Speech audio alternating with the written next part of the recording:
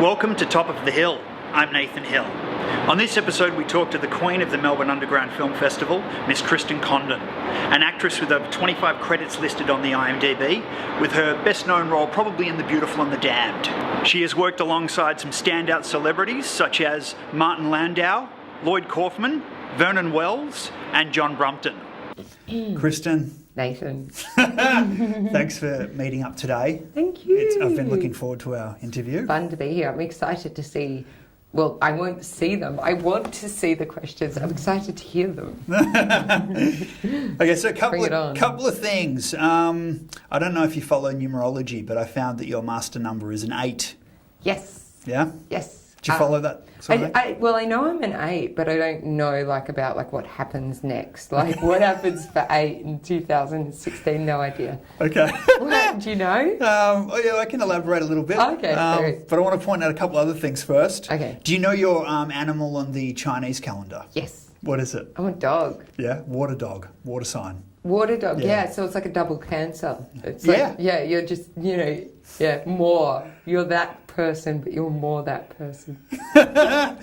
And celebrities born on the same day as you. Oh, do you know any? Do you know of any? No. Okay, so I found a couple of really interesting ones. Yeah. Khloe Kardashian.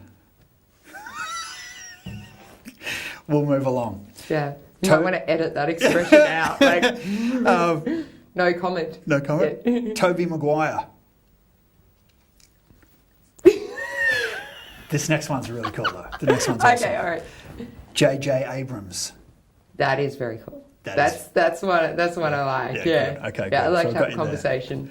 So I'll go back to the number 8 thing. So it says this is how you describe a number 8. Processes information more elaborately than others. Yes. Yes, I pay attention to all the details. Lets emotions control actions. Yes. Everything is by my heart. The heart is there and I'm chasing it all the time. Very energetic. Yes. That's so you. Prefers actions over planning. Yes. Yeah. See, this is like you to a T. When I was researching and did this, I was like, this is so you. Yeah. So I'd like to congratulate you first of all. You've been deemed you've been crowned, I guess, the Queen of Melbourne Underground Film Festival. Yeah. Which is pretty awesome. That's pretty nice. That's amazing. What they say. And seen you in the local paper, well, not the local, seen you in the major papers. In the Herald Sun. That was they called me It Girl. That's awesome. Yeah. So you were in 4 films that year. 4 films played. 4 films were released that year. Yeah. That's huge. Yeah, it's good. There's always, I'm always trying to work, and so I guess that's what happens, Under a Kaleidoscope, played Second Coming, Lesbo a Go-Go, and Sizzler 77. And they were all really, really different films with all really, really different characters. And if you count the documentary about Lesbo a Go-Go, it would be 5 movies. That's awesome. That's amazing. I don't think that's ever been done before, where someone's had that many films in 1 year. Oh, really? I think that's definitely that's definitely a record. Yeah. Oh, for sure. So I want to go right back, because obviously we've met probably about maybe halfway through your journey, I think. Yeah. Or maybe even later. When did we meet? I think the first time we technically hung out or worked together would have been the video clip for Boyd Rice. Oh, yeah, that's right. Yeah. Before that, we'd only bumped into each other or knew each other's name. But like I've gone way back. Yeah, that was awesome. Yeah. But I've gone way back and there's things I want to know about you that I know everyone else does. Pearls Before Swine. Now, this is technically your first feature, right? Yeah. This is directed by Richard Wollstonecroft. Yes. And what was John Hewitt doing? Was he acting in it, or did he produce? John Hewitt and Richard directed Bloodlust. I knew that. Together. So, I don't know what John Hewitt's role was on Pearls Before Swine. Okay. But I was in it for a day, and it was quite funny. I played a street kid, and I had no idea what I was doing because I was 13 years old. And this street kid gets shot. So this was John Fox. That's why I met John Fox for the first time. So they line up the street kids, and the street kids get shot, and you're supposed to die. And I think if you watch my bit dying, it's kind of just like that. Like it's kind of like it's kind of funny. It's kind of like I'm gone. Okay. Guess I'm taken back now. Oh, yeah. Okay. That's awesome. Yeah. So how did you come about that part? Was this through mutual friends, the filmmakers? Like, how did you get onto that first film? That's what people want to know. Is how did you get that first one? It was my childhood best friend and I, because Richard is the brother of my childhood best friend. Okay, right. So we both went along and we were like, wow, it's so cool, movies. Yeah. And yeah, I was always doing like acting classes and plays and stuff like that. Yeah. You were acting originally in school and all the rest of it. Yeah, totally. like all of us. Yeah. Yeah, I was like the art nerd, art acting nerd. So I don't know if this is jumping forward a bit. The Tenderhook. Yeah. Was that technically the next film you were on? Oh. No, it was shot just after Beautiful and Damned. Oh, it was around the same time. Okay. Yeah, and the Tenderhook was art department assistant. That's right. Now, because this has got Rose Byrne, it's got Hugo Weaving. You were crewing. Yeah. How was that? That was great. I mean, it was just exciting for me just to be around these people and just to watch like Hugo Weaving prepare, and John Brozak produced it, and you know, I shared a house with John a long time ago when I was like first moved out of home. Wow. So, yeah. That's another thing that you just reminded me of. We've had the same agent at one point. Yeah, Daniel Sharp. Yeah, that's right. Profile talent manager. Yeah. It's amazing, you know, because this is one of the things I love about you is that you're in the mould. Do you know what I mean? I'm in the mould. So you're in the mould as far as like, you know, the Melbourne scene goes. Yeah. You know, you're one of those personalities that always comes up. You seem to be, you know, pop up in all the feature films that are being made. I mean, even with Monster Pictures, as their labels come about, you a lot of those films too, right? Yeah. So you kind of here, there, and everywhere, which I love. Yeah. I want to ask you about the Film Nut Lloyd Kaufman TV series. Yes. What is it? Okay. What was that? Well, because I knew Lloyd when I moved to LA, and Lloyd lived in New York, but he'd come out to LA often for interviews and stuff like that. And I think he wanted me to come with him on shows in the capacity of being a tromet.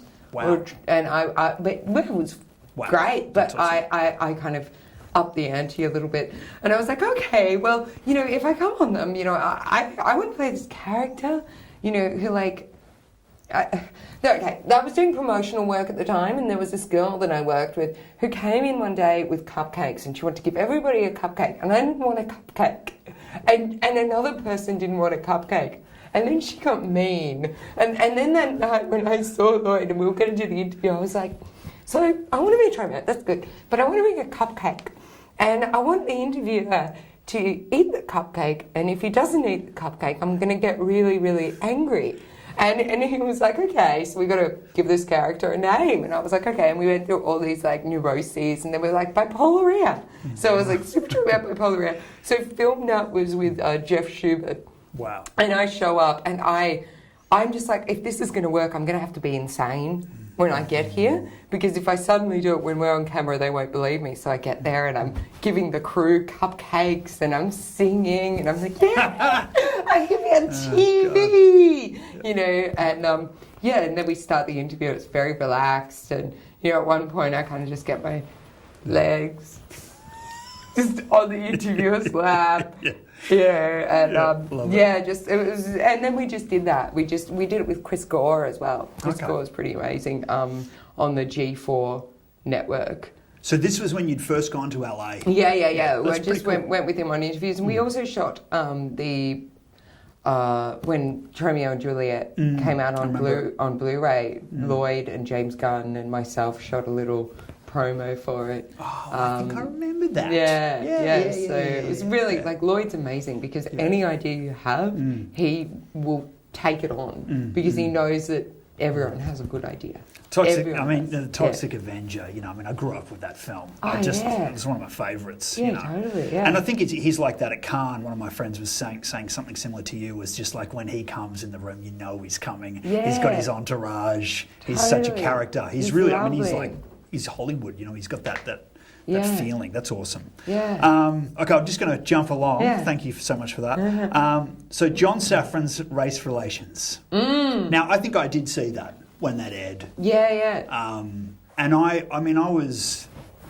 don't know how to even put this, so but I just loved you in that. Oh, and I thank just you. thought, I just felt like, was he even kind of, I don't know, half hitting on you in the interview or something? There was something weird going on. Yeah. What was that about? Well, I guess I won't disclose the nature of my knowing John or not knowing John or whatever, but it was, pretty funny and interesting, and I knew before he did it. I was like, now John's what's the funny angle? Like because we knew what we were doing. We were going to Alabama, and I was going to get spanked and all that stuff. Right. But I was like thinking, what's the funny angle about this? Like, and then I thought, I like he wants to spank me, and then I'll not like it or whatever. So I was just like, all right, well, we'll see how we go.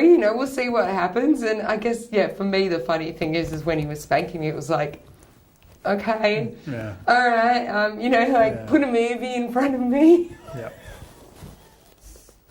Yeah. So I think that's funny. Would you have been the person that was instrumental in Richard getting Saffron's offsider? Is it Bob? Father Bob. In getting Father Bob in the Star Chamber? Was it you that arranged that? No. Richard arranged that, probably through Richard Lowenstein, I think. Oh, that makes sense. Yeah. Gotcha. Yeah. Did you know that I directed an episode of the Star Chamber? Did you know? The first one. I did the first one. Oh, I didn't know that because... I'd like to see that. No, I don't think we were on a different day. Yeah. That's one of the things I've noticed too about you and I. It's almost like a kind of like a Snakes and Ladders or a... Like you're there, I'm there. You're here, I'm there. But it's a weird tangent. Like, we should leave breadcrumbs. Do you know what I mean? And we were supposed to act together in Sheborg. And that didn't happen. That was all, I don't know, that was a weird casting process in itself. You did something in Sheborg, though. I think we both ended up doing cameos, didn't we? Yeah. It would have been good to do a scene together. I know. I think at some point, we're going to have to do something. Yeah. Absolutely. I think in Richard's next film will be... Oh, yeah, maybe Richard's. Yeah, cool. Yeah. Awesome. Okay, so now we're coming up to Remembering Nigel. Yes. Now, I went on IMDb and I was like, Martin Landau? Oh my God, really? This is huge. Yeah. Can you tell me anything about that one? Any memories from that? Any standout memory from that? Well, they shot it in between Australia and LA. So, it had Martin Landau, it had Sally Kirkland. Sally Kirkland's incredible. Yeah. She was, I shot the bits in Australia and then I shot some bits in LA. Cool. But I didn't meet Martin Landau, but I met Sally Kirkland. She's just incredible, and she's all into, she'd be like in her early 70s, late 60s, But she's so lovely, and she'd always be like, just sit up straight, maybe lots of comments on my posture. Did she get you to put a book on your head and balance? Did you do any of this crazy stuff? Do you remember that old school? How the woman should walk, and oh my God. We should try that whole interview with me. We should do that. But that was cool, so Remembering Nigel, that was... Sorry. All good. Get that shit out of the shot, man. All right. Okay. Yes.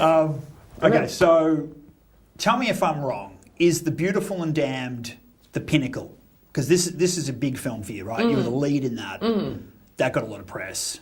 I remember when it came out, it was pretty big. And you won Melbourne Underground for that, didn't you? Yes. You won an award. Yeah. So that was the first opportunity I had to carry an actual... Because there's a big difference between doing like little parts and doing a lead role. Like it helped me learn how to shape a character, not just know how to, but to actually execute it. And it's a good film. I mean, it's based on F. Scott Fitzgerald's novel, of course, and Gloria Gilbert is an amazing, fun character.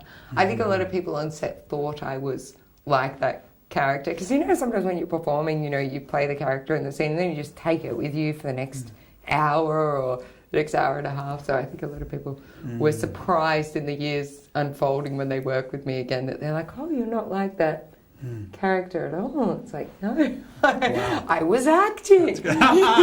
Funny that's what they brought me in to do. Yeah. But I mean, that was a huge film though. Do you feel like that's for me, I don't know, maybe it was just the circles I was revolving at the time, but I felt like that was your breakthrough role. I think so. I mean, I think in the underground circle, but I think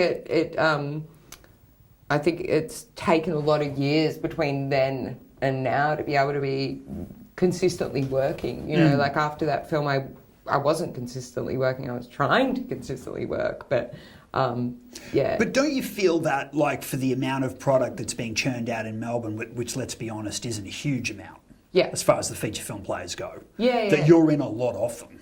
Yeah. I mean, do you know what I mean? Like you. I mean, I know we've talked about those off times and you know how hard it can be, but when there is a film, it's kind of like you're there. Well, yeah, because I mean, I think like it's always the people that I work with are always people I believe in, you know. So it's not like it's not like I'm just there when the film is there. I'm there for the whole journey. Like you know, like people send me their scripts when they're half done or whatever, and I'm like, oh, okay, so.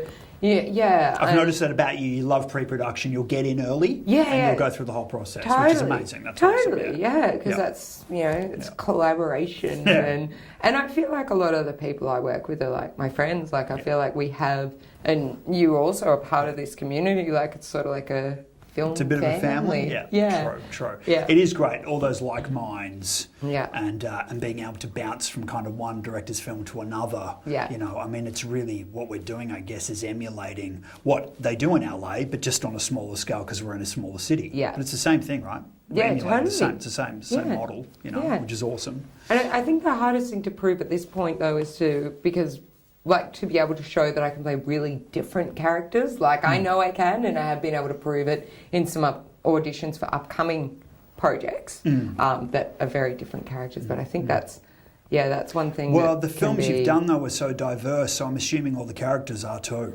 Yeah, well, they are, but there's still that idea of, but she's the blonde girl with the happy face, and, you know what I mean? And, like, playing darker characters and stuff like that is... Have you played a brunette? Have you ever had your hair dark or worn a wig? Yeah, but I think I'm just known as... You're known for the blonde. Yeah. That's a good thing, though, man. That's a good thing. It's a trademark. Do you know what I mean? Yeah. And I mean, a lot of the actresses, now that they sort of run through my mind, a lot of the ones I've worked with even, they're brunette. I think, I think the blonde is great. I think that's you anyway. You know, that's your trademark. Thank you. You know, I like that. Can you tell me about Jugular with Greg Packus? Oh, I played a brunette in that. See, there we go. There you go. That was really, really great. Actually, when I got the script for that, it made me think of like what I consider geographical horrors. So things like Rosemary's Baby is which we both love. Yeah. I mean, it's basically shot in one location, or things like The Tenant. Or, The Tenant. You know, and it made me think of. Like those sort of characters that exist in these kind of geographical horrors, you know. So my character, even though it was just a landlord, I was like, in my head, I was like, yes, I am a landlord. But in my head, I was like, I am Satan. You know, I am the person who introduces the character to this place of horror. Yeah. So as the landlord, you know, do you know what I mean? I do, yeah. So, actually, I really enjoyed doing that. And because especially with Jeremy and Greg, they were kind of like, okay, all right, well, you just do what you think is right. And I love that when people let you do that, because then you can come in and say, oh, well, I think this, I think this, I think this. And then they can say, oh, no, or yes. You know, sometimes you find you go to a shoot and you don't have that option. True. Like people will be like, oh, no, you're this. And then you're like, oh, well, but what about here and this and that option? And you have to just fall in that parameter. That makes sense, yeah. I think that's another thing I've learnt about you as well that I like, is that you do know your film literature, and you do know your films. And it's one thing. I was talking to a friend recently, and he's like, went to a masterclass in the hope to try and audition for this major feature. Yet no one knew who the director was.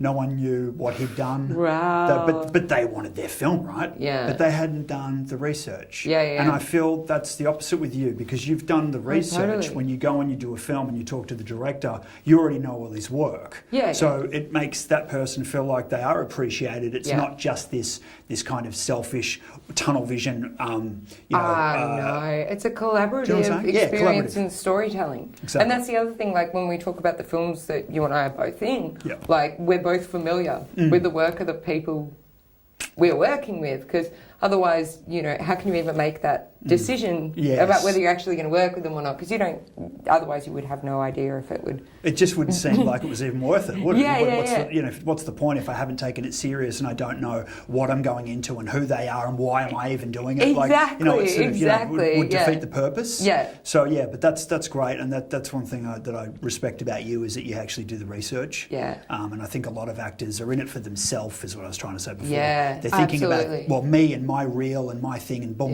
but there's so much more going on. Just doesn't work that way, yeah. So, no, 100%. Yeah, and also, like, I kind of find there's different styles of performance that are required for different filmmakers, you know what I mean? Like, I think of Sizzler 77, there's a very different style of acting from under a kaleidoscope, and you can only know how to fit their vision if you see their work. The guy. Yeah, you've watched all his films up until that point, and so you know the development.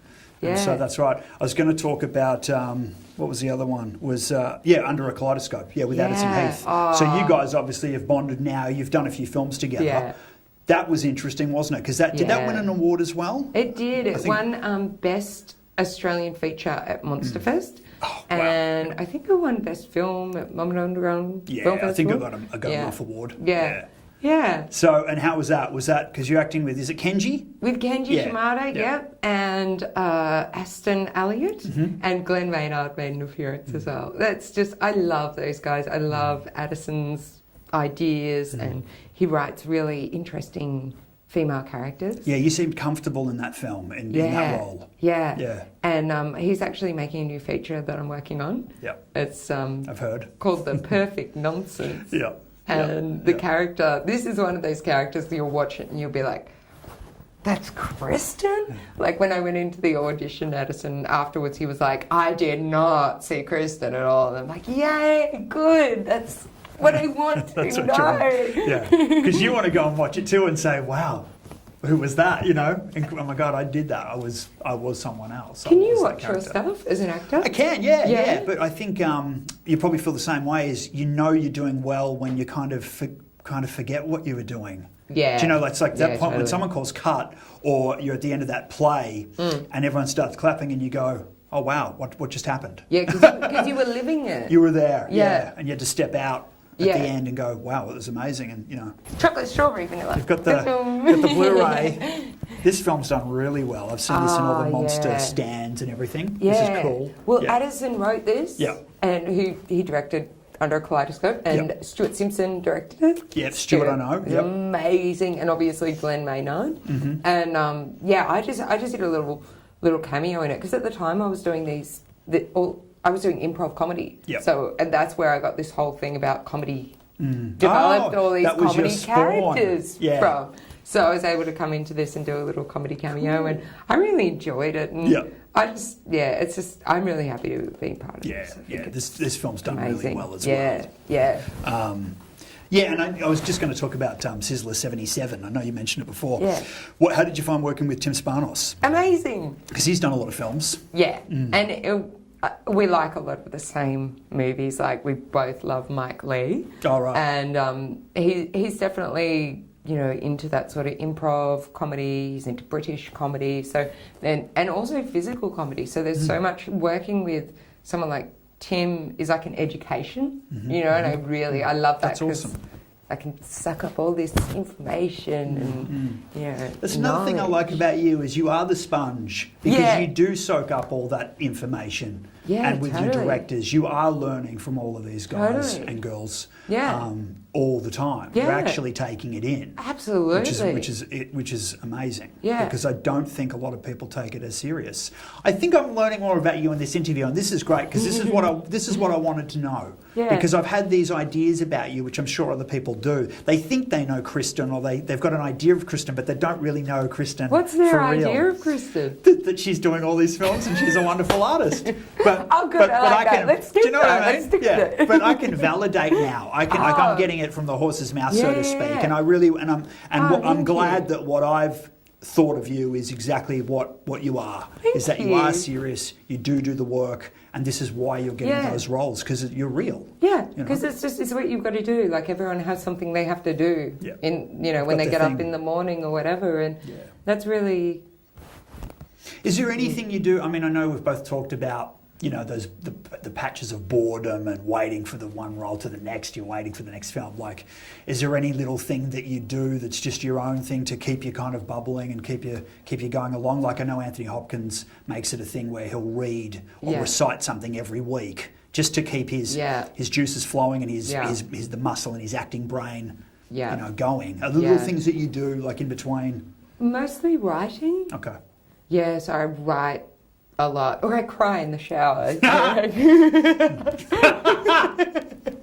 then also I do like monologues. You know, I try to do a monologue like once every 2 weeks. I've noticed that you'll do a lot of self-tapings and development yourself. And then I post them online, and then I take them down a couple of days later. So it's like, you know, if you didn't get to see it, like it's like a Snapchat audition. yeah, exactly. Except it goes for a minute. Yeah, that's what I should do. I should do it on Snapchat. There's an idea. Make it we could come up with something here. This is like a Snap audition. Yeah, you know, like it's there for a day. I don't know. I love it. It's probably like the new thing in like a year's time. Yeah, okay, we thought of that. Then we'll make more films. So I want to talk about The Second Coming. So Richard's film, which was originally one film, which is now part 1, part 2. Yeah. I was picking on him saying it was like Kill Bill 1, Kill Bill 2. Oh, yeah, I was saying, is that where you totally. got the idea? But he was like, no, it's so much footage. And obviously I've seen the first one. Yeah. I saw the first one waiting to see you. And then I realised after I saw it that you obviously got much more going on in the second part. Much more going on in the second part, So it was like the setup. And then... So, and you've flown all around the world for this film, right? I mean, this is like an international feature in a sense. It was all over the world. We shot it in the UK, and we shot it in LA and in Australia, and maybe somewhere else. When you're in the UK, is it true you actually met Stanley Kubrick's wife? Yeah, we went because Pete Doherty's girlfriend used to, she's a producer or something, I think she used to work with Stanley Kubrick, and then she told us about this fair that they have. They have a fair every year in his estate, and it wasn't like really busy or anything, it was just really sweet. It seemed like a pagan thing, you know. Yeah. And she was there, Christine. Amazing. Gosh. Yeah. So Second Coming Part 2 we're waiting on, aren't we? So and did you enjoy that one? Acting in that? How was that? I did enjoy it. I think I definitely enjoyed it. I definitely think Richard is incredible for these ideas that he has, and sometimes because these ideas are so out of the box, it's hard to sort of keep up with what those ideas are until you see something come together. Right. So I think when we were shooting The Second Coming, I was like, this sounds amazing, this sounds great, I like this movie, it's going to be a good movie. I have no idea what I'm doing, but it sounds good, you know. So the whole process for me is like kind of like, I don't know what I'm doing. That was the whole process of acting it. But that's okay. You know, you got to surrender to that sometimes. And that was a different style. It was another way of doing the film. Because that's the way he wanted it to be. And when I surrendered to that, you know, it's okay. I do like The Second Coming one a lot. And I'm really excited to see what The Second Coming 2. The second Coming is going to be like. So it's the third coming. I don't know. Yeah. That's awesome. I mean, like I said, I mean, I have, because I surrendered to this thing, I have no idea, like, kind of who is this character that I played? Like, don't you think that's great that you can do that? You know, you can trust these filmmakers enough that you can actually jump off to that place where you can let go, relinquish, you know, absorb the role, become the role. I mean, this is kind of, I guess, what an actor's dream, you know, is to have that security around the parameters of being able to do that. I think I should say though, what I mean is because it was improvised. Because it was performance-wise, you know, you always got to surrender. But because it was improvised, with no idea of where it was going, where the next scene was going, so it's like we've shot like all these different times in this character's life. But I'm like, but what happened before? You don't know what happened before. Okay, what happens after? You don't know what happens after. You're just doing this now, and you've got to kind of go, okay, I cannot control the journey of this character. I can just exist in this situation in that way. Gotcha. Yeah, got it. Yeah. Looking at you now, you know, I've always compared you to Sharon Tate. I've always said that you look like her. Yeah. And today I'm actually I'm seeing Mia Farrow. I love seeing, me a I'm seeing quite a few different actors that you remind me of, which is awesome. Polanski, really. Yeah, you know we both love Polanski. That's awesome. And so Mondo Yakuza, this is another Addison film, isn't it? So that's your third with Addison, isn't it? Yes. Well, because he wrote this one, and then Under a Kaleidoscope he directed. So yeah, third. Technically a third kind of collaboration. Yeah. What was that like? Oh, that was great. I got to play a real toughie kind of character. It was improvised. Like I said, I love improv, but it was just in Richard's film. I didn't know where I'd been or where I was going. It was improvised, and got to play a sort of toughie character who had my throat slit and still survived. Oh, you really? Yeah, it was good. Really good. Cool. Where her name is Winona, Arizona. I like that name. That's a really good name. That. Yeah, that's cool. And you're doing a web series of your own.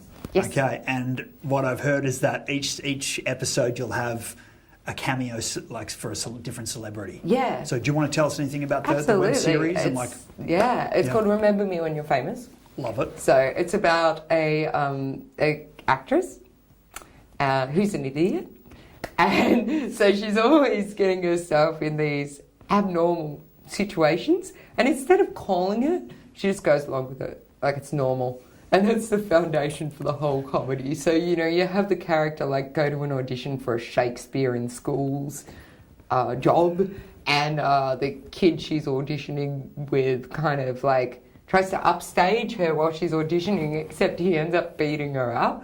And she just keeps going with it, until she physically can't anymore. But, before that moment, she's like, just keep on acting, so it's got Colette Baron, Ali Dorr, John Safran, cool.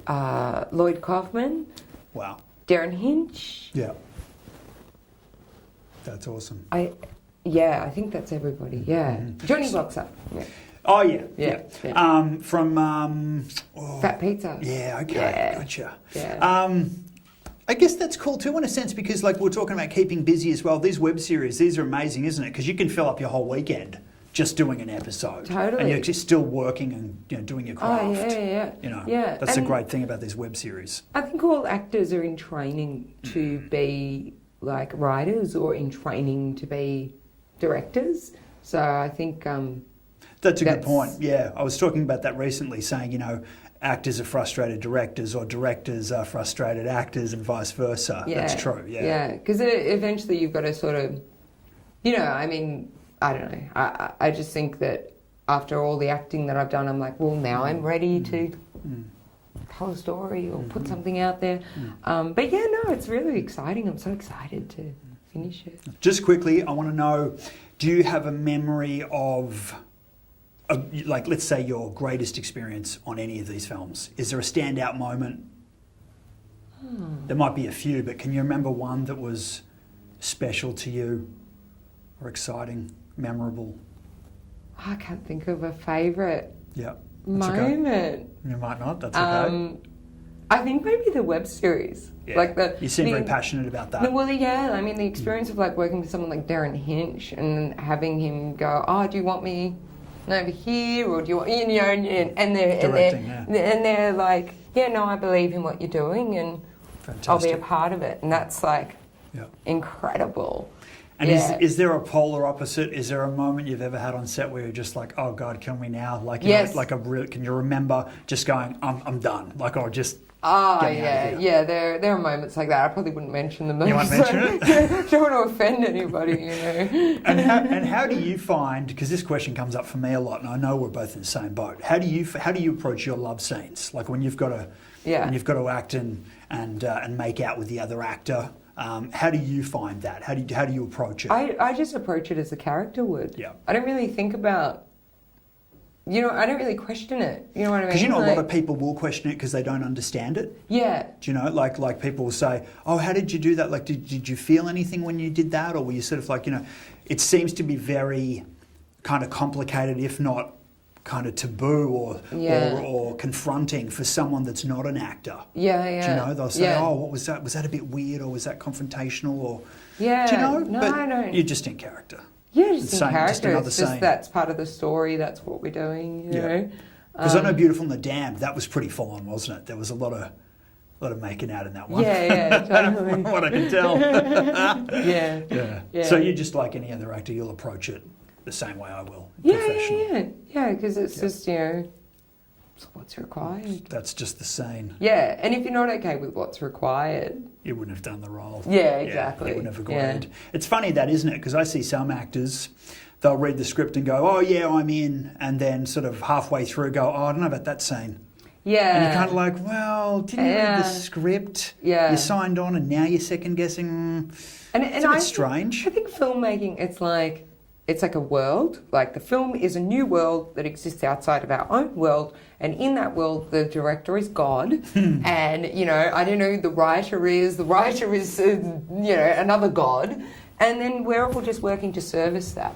Like everybody, like the gaffer, the, actor, the whatever, it's all working towards the same goal. So I don't like to commit to anything where I wouldn't want to work towards that goal. I love that. I think Don Simpson, who's one of my favourite producers, he said that. He said, when you make a film, you serve her the film. Yeah, you are totally. serving that. And once that feeling of like once you're off and running and you're making that film, you're day one, day two, and it's off. Yeah. It kind of takes on a life of its own, right? Yeah. And then even for the director or the writer, it sort of becomes out of their hands. Yeah. And then it's the film. Yeah, like what you said. Yeah. And you roll with it. Yeah. So it's very exciting. Yeah, totally. Honey, so good to talk to you today. You, it's been great. And I really look forward to the web series. I want to see Second Coming 2. Yeah. Hopefully we're going to work together I want to soon. see Second Coming 2. So, just again, thanks heaps for your time. Thank and you. I love what you've been doing. And Thanks I wish so you the much. best for the near future and the long future and the future. Thank you, Nathan. Thanks, Del. Thanks. Thanks. Cool. Yay.